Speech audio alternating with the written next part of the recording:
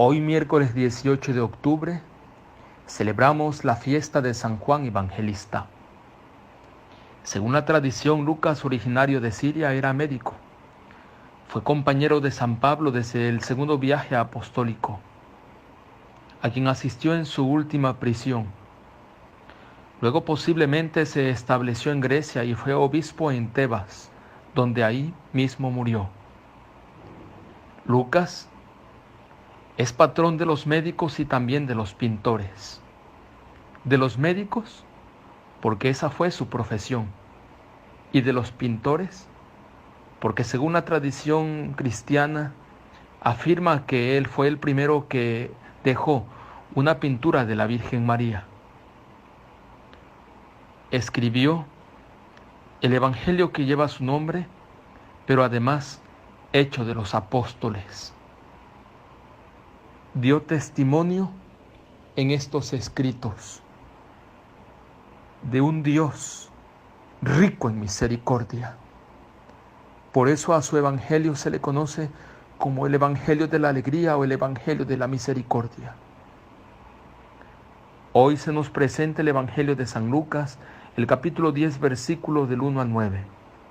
En aquel tiempo, Jesús designó a otros 72 discípulos y los mandó por delante de dos en dos a todos los pueblos y lugares a donde pensaba ir, y les dijo: la cosecha es mucha y los trabajadores pocos.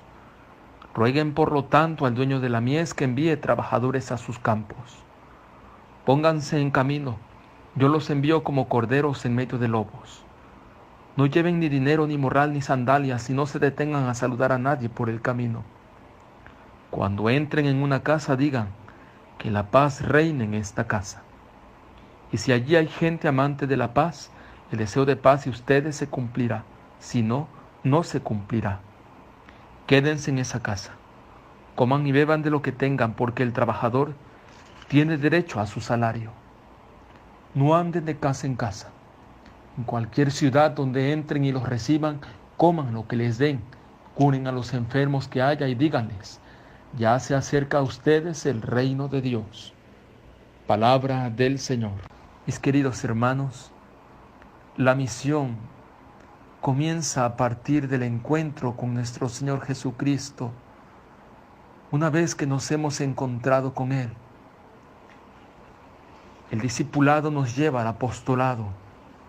Por eso, ese proceso tiene que ser un proceso de discipulado misionero. No se entendería nuestra vida cristiana sin apostolado.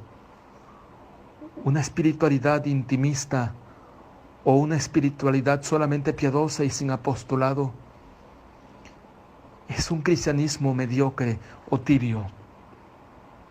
Aquel que se ha encontrado con nuestro Señor Jesucristo es enviado por Él mismo al mundo para darlo a conocer a Él. Y este mandato es para todo aquel que se hace discípulo del Señor por el bautismo. Recordemos también que el misionero no va acompañado de gestos poderosos ni de recursos apabullantes. Su testimonio es en pobreza y esa es su única fuerza. ¿De dónde será nutrida? Por supuesto que del encuentro con el Señor. Le decía nuestro Señor a San Pablo: te basta mi gracia. Esta ha sido siempre la verdadera misión de la Iglesia, anunciarlo a Él. La Iglesia, ¿para qué existe? Para anunciarlo a Él, para darlo a conocer. Una espiritualidad solamente que se queda en lo devocional, pero que no se manifiesta en el apostolado o no se concreta ahí. Es una espiritualidad tibia, es una espiritualidad a media, no es una espiritualidad auténtica. Pidámosle al Señor que nos conceda la gracia de seguir en ese proceso de discipulado misionero o de discípulos y apóstoles del Señor, como San Lucas, que una vez que estuvo con Él, fue enviado por Él mismo a darlo a conocer y a dar testimonio de su amor incondicional, de su misericordia. Que Dios nos conceda esta gracia. Así sea.